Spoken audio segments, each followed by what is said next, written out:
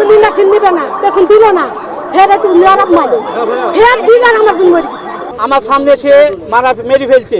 সে কিভাবে একজন রোগীকে অবশ করার জন্য ইনজেকশন দিয়ে মেরে ফেলায়। নটা বাজলো আমার বোন থেকে গেল, আমরা হাত বুলাছি, আমার বোন যাইছিল না, কানছিল, আমরা বলছি আমরা কারিগর আছি, আমরা সবাই দাঁড়িয়ে আছি। আমার বোন ভেতরে দিয়ে চিল্লাছে, ইন্ডাকশন দিতে গেছে, আমার বোন গ্যাঙ্গুরে যাচ্ছে ভাই, আমার বোন ইন্ডাকশন নিবে না, দেখুন দিল না, ফের একটু নরম মারো, ফের দিল আর আমার বোন মরে গেছে।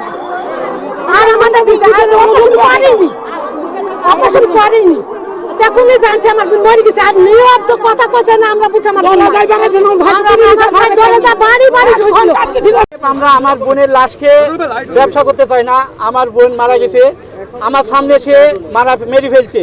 এ ব্যাপারে আমরা চাই যে অন্যভাবে, সে নাক কান গলার ডাক্তার, সে অন্য কিভাবে রোগী চিকিৎসা করে, তার ছেলে ডাক্তার না, সে কিভাবে একজন রোগীকে অবশ করার জন্য ইনজেকশন দিয়ে মেরে ফেলায়, এটা আপনারা সাংবাদিক পেপারে লিখবেন, এটা আমাদের রিকোয়েস্ট। আমরা কোনো অভিযোগ করবো না, আমার মৃত বোনের লাশকে আমরা কষ্ট দিতে চাই না। আমরা কোনো এই বিষয়ে কোনো আমরা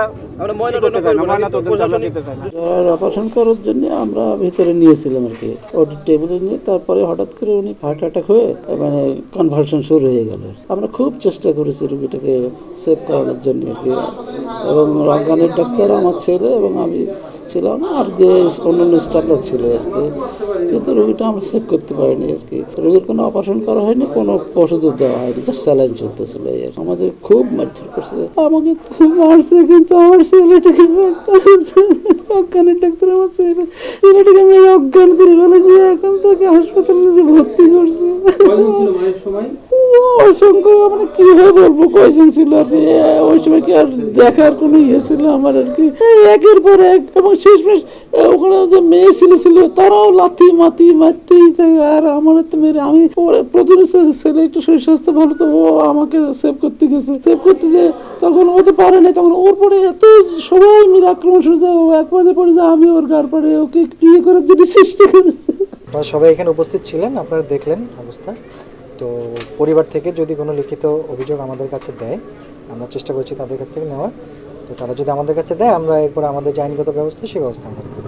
বর্তমানে আমি এখন এখানে আছি, আমরা তো পেশেন্টের ডেথের সংবাদ শুনে আমরা এখানে এসেছি। আমরা কোনো ডক্টরের সাথে এখনো কোনো কথা বলিনি এটা নিয়ে, আমরা কি কতদূর এগোতে পারি, কি সিদ্ধান্ত নিতে পারি। এখন তো পুলিশের হেফাজতে আছে, আমরা এসএসপি জানিয়েছি যে ঘটনাগুলো যা যা ঘটেছে এটা সবই তাকে জানানো হয়েছে।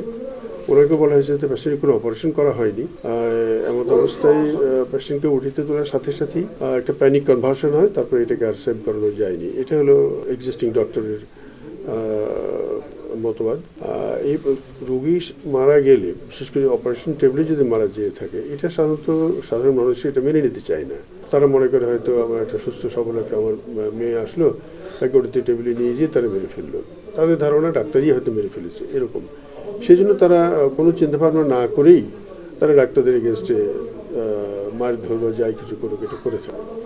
এখানেও সেটাই ঘটনাটা ঘটেছে ওরকমই। তো এখানে আমরা এখন তো পরিস্থিতি এরকম, যেটা তোমরা সবাই দেখছো যেভাবে আছে সেরকমই আছে। আমরা এখানে পুলিশের সাথেও কথা বলবো, এটা হয়তো কালকে আমরা চিন্তা করছি যে ওরা কোন দিকে যেতে চাচ্ছেন, আর এই দিক থেকে ডাক্তারকে সেভ করানোর জন্য কোনো পথ আছে কিনা, বা আদতেই এটা কোনো অপরাধ হয়েছে কিনা। সব কিছু অপরাধ হতে হলে তাকে তো প্রমাণ করতে হয় যে ডাক্তারের একটা ইচ্ছা ছিল তাকে রোগীকে মেরে ফেলার, এক। দুই হচ্ছে তাকে বাঁচানোর কোনো চেষ্টা ডাক্তার করেছে কিনা। এরকম কতগুলো পথ আছে যেখান থেকে ডাক্তারকে ভিক্টিমাইজ না করে তার অপরাধ যদি প্রমাণিত না হয়, তার শাস্তি সাধারণত হবে না। আমরা কালকে বসবো পুলিশের সাথে, বসে আমরা এটা আলোচনা। এখন যেহেতু ডাক্তার বলছে যে তার আমরা কোনো কিছুই করি নাই, একটা ন্যাচারাল ডেথ, সে ভয় পেয়েছে, ভয় পাওয়ার পরে হঠাৎ করে কার্ডিয়াক শক হয়েছে, কার্ডিয়াক অ্যারেস্ট হয়েছে, মারা গেছে। এটা তো ডাক্তারের কিছু করার থাকে না। ডাক্তার চেষ্টা করেছে তাকে সার্ভাইভ করানো, ডাক্তার সাহেব নিজে যেটা বললেন।